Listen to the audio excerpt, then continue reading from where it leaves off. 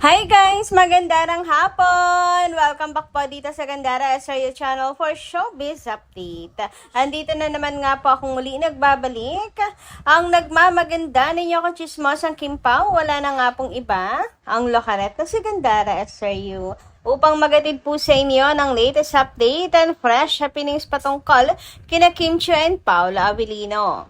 And para nga po sa hapong ito, ang tatalakayin natin at pag-uusapan ay patungkol po dito sa bagong pang-aatake na naman mga Hakimpaw kay Chinita Princess. Nako, walang katapusan na naman po ang pang-aatake kay Kim. May bago na naman. Pagkatapos ng politika, may Bingo Plus. Tapos ngayon may bago na naman mga kakipi. Nako, nakakaloka ng susunod. Pero bago po ang lahat, sa mga hindi pa nakaka-subscribe sa ating channel, maaari lamang napindutin po ninyo ang subscribe button natin at notification bell na nariyan sa baba upang kayo po mag updated at ma-notify tuwing may bago tayong chika at balita hinggil sa Kim Pao.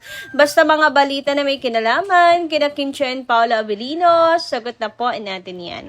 And next din po pala natin magpasalamat or mag-thank you sa ating mga subscribers na nakatutok sa atin pong mga daily updates sa pamamagitan ng pagbabasa ng kanilang mga komento. So narito nga ang mga napili nating basahin ngayong hapong ito. Shoutout po Ma'am Helenita Catalasan, sabi niya rito, "Hello, Gandara! Kim Pao forever lang. Civil married na ang Kim Pao. So kahit sa one room sila mag-stay, may edad na sila at dapat magpakasal na sila para magkabibi na sila.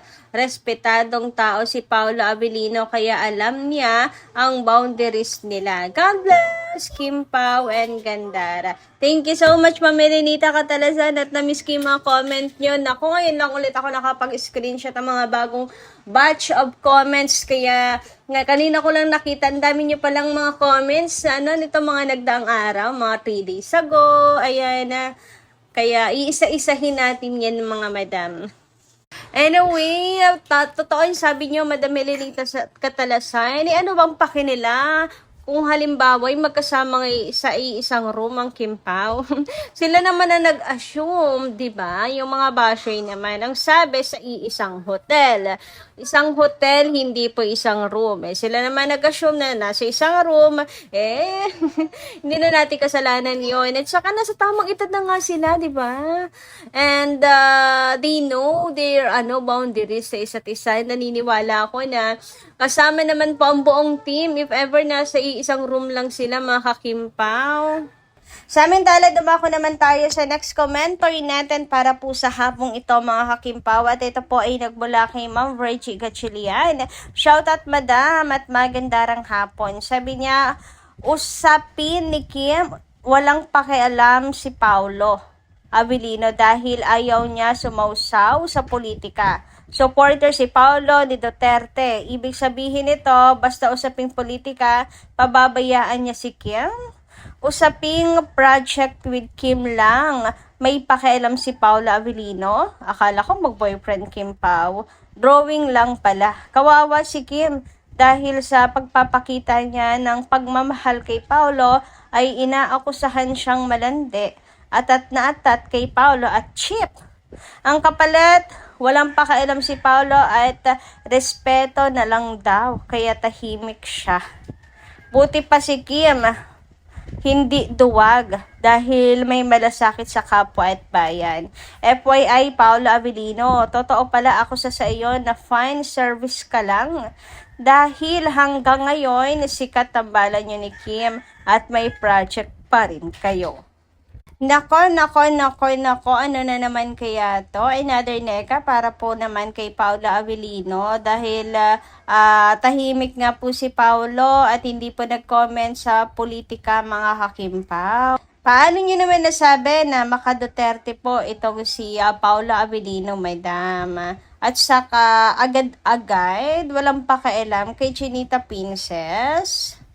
So, hindi po may iwasan na hanapan siya mga Kakimpaw ng say hinggil po sa mga mga batikos ngayon kay Kim Chiu mga Kakimpaw.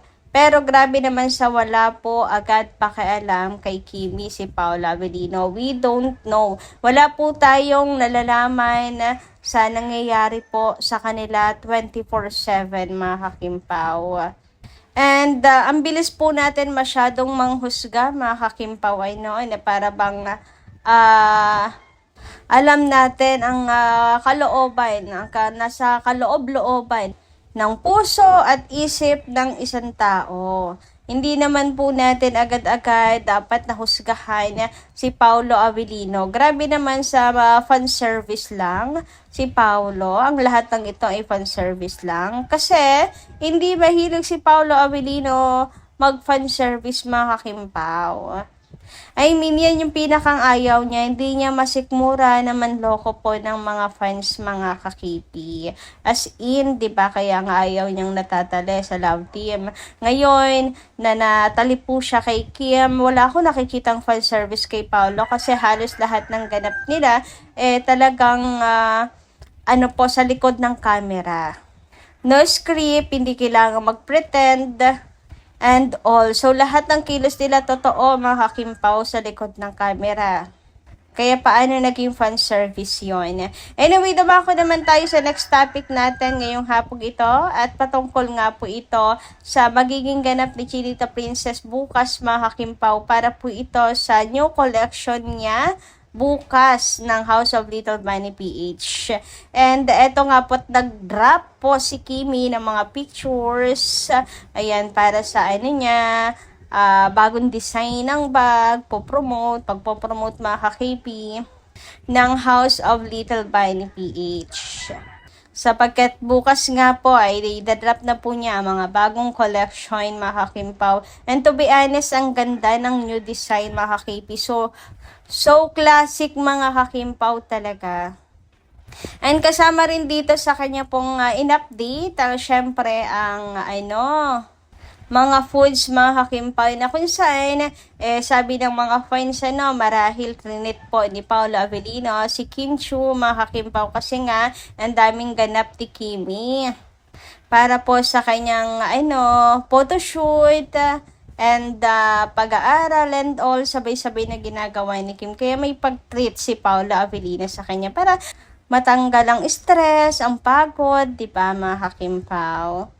Anyway, narito naman po ang pakiusap at panawagan ni Chinita Princess, mga kakimpaw, bukod po sa magiging ganap bukas sa May 28, mga kakipi, may event na naman nga si Chinita Princess para po sa hair fix.